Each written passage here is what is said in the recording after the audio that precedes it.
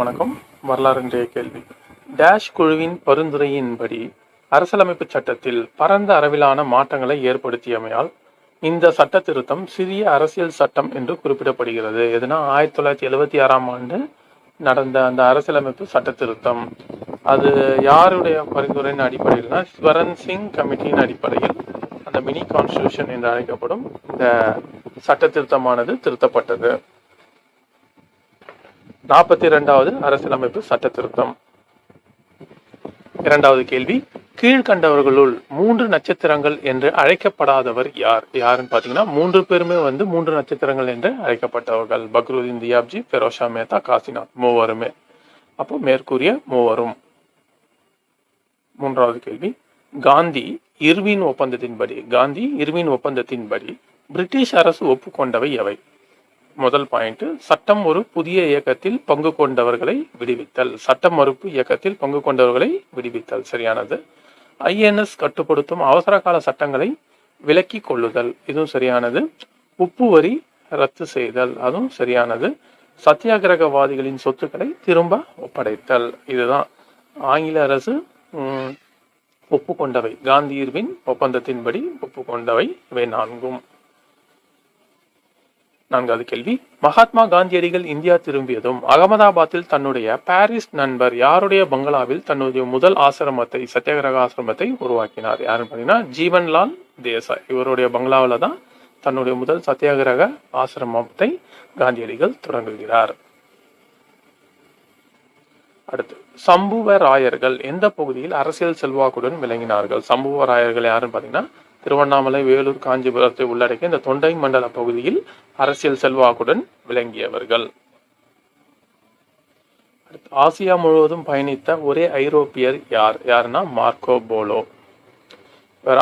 Venice நாட்டிலிருந்து இந்தியாவிற்கு, சைனாவிற்கு, இந்தியாவில் உள்ள ஆந்திர பிரதேசம், தமிழகத்தில் உள்ள பாண்டியர்கள் அந்த காயல் என்ற துறைமுகத்திற்கெல்லாம் வந்திருப்பாரு.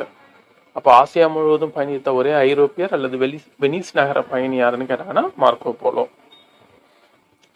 தென் தமிழகத்தில் சமூக மற்றும் சமய சீர்திருத்த இயக்கத்திற்கு முதலில் நடவடிக்கைகளை மேற்கொண்டவர் யார்? யாருன்னு பாத்தீங்கன்னா வைகுண்ட சுவாமிகள். இந்த தென் தமிழக பகுதியில் வைகுண்ட சுவாமிகள் மிக முக்கியமான சமூக சமய சீர்திருத்தத்திற்கு நடவடிக்கைகளை மேற்கொண்டார். ஆங்கிலேயர்களுக்கு எதிரான நடவடிக்கைகளுக்காக அன்னி பெசன்ட் அம்மையார் எங்கு வீட்டு காவலில் வைக்கப்பட்டார்? எங்க இடத்துலனா ஊட்டியில தான் வீட்டு காவலில் வைக்கப்பட்டார். 1893 ஒடுக்கப்பட்டவர்களுக்கான முதல் மாநில மாநாட்டை கூட்டியவர் யார்? ஒடுக்கப்பட்டவர்களுக்கு முதல் மாநில மாநாட்டை கூட்டியவர் அயோத்திதாச பண்டிதர். இவர் தான் ஒடுக்கப்பட்டவர்களுக்கு முதல் மாநில மாநாட்டை கூட்டியவர் அயோத்திதாச பண்டிதர். ஆங்கிலேயர்களுக்கு எதிராக கட்டுரைகளை எழுதிய விஜயா என்ற தமிழ் நாளிதழின் ஆசிரியர் யார்? விஜயா என்ற தமிழ் நாளிதழின் ஆசிரியர் யாருன்னா சுப்பிரமணிய பாரதியார். எந்த ஆண்டு வேல்ஸ் இளவரசர் சென்னைக்கு வந்தார்? என்னன்னா 1922. 1921 இந்தியாவுக்கு மும்பைக்கு வர்றாரு. 1922 சென்னைக்கு வருகை புரிகிறார். யாரு? வேல்ஸ் இளவரசர். வேதாரண்யம் உப்பு சத்தியாகிரக பயணம் துவங்கிய இடம் எது? எந்த இடத்துல முதல்ல வேதாரண்யம் உப்பு சத்தியாகிரகம் தொடங்கப்பட்டதுன்னா திருச்சியில.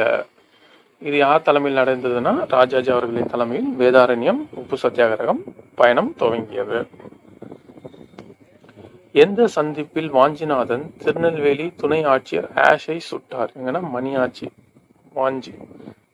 என்ற ரயில் நிலையத்துலதான் வாஞ்சிநாதன் திருநெல்வேலி துணை ஆட்சியர் ஆஷை சுட்டுக் கொன்றார். அடுத்து, சந்தை ஒழுங்குமுறை அறிமுகப்படுத்தது யாருடைய காலத்தில்? அல்லது அங்காடி ஒழுங்குமுறை யாருடைய காலத்தில் அறிமுகப்படுத்தது? யாருன்னா அலாவுதீன் கில்ஜி. இவர் காலத்தில் தான் சந்தை ஒழுங்குமுறை அல்லது அங்காடி ஒழுங்குமுறை அறிமுகப்படுத்தப்பட்டது. பல்லவர்களுக்கு எதிராக படையெடுத்து அவர்களது அரசின் வடக்கு பகுதியை கைப்பற்றியவர் யார்? யாருன்னா சாளுக்கிய வம்சத்தின் மிக சிறந்த அரசரான 2ஆம் புலிகேசி கைப்பற்றினாரு.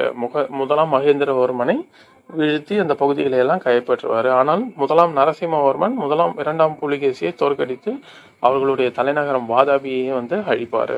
அதனால முதலாம் நரசிம்மவர்மனுக்கு வாதாபி கொண்டான் என்ற பெயரும் உண்டு. 2ஆம் புலிகேசி சாளுக்கிய மன்னர். அவர் தான் பல்லவர்களுக்கு எதிராக படையெடுத்தார். தமிழகத்தின் முதன்மையான உள்நாட்டு வணிக மையமாக கிரேக்க அறிஞர் தாலமி குறிப்பிடும் ஊர் எது? முதன்மையான உள்நாட்டு வணிக மையமாக குறிப்பிடும் ஊர் எதுன்னு பார்த்தீங்கன்னா கரூர். யாரு? தாலமி, கிரேக்க அறிஞரே குறிப்பிட்டிருக்கிறாரு கரூரை. இரண்டாம் புலிகேசியின் பட்டப்பெயரான சத்யஸ்ராயா என்பதன் பொருள் என்ன? இரண்டாம் புலிகேசியின் பட்டப்பெயரான சத்யஸ்ராயா என்ற பெயரின் பொருள் என்னன்னு பார்த்தீங்கன்னா உண்மையின் உறைவிடம். இதுதான் சத்யஸ்ராயா அப்படின்றது பொருள். கிராமாதித்யா என்ற பட்டப்பெயர் கொண்ட குப்த அரசர் யார்? எந்த அரசர் இந்த கிராமாதித்யா என்ற பட்டப்பெயரை கொண்டார்? ஸ்கந்தகுப்தர். இவருக்கு தான் கிராமாதித்யா என்ற பட்டப்பெயர் காணப்படுகிறது.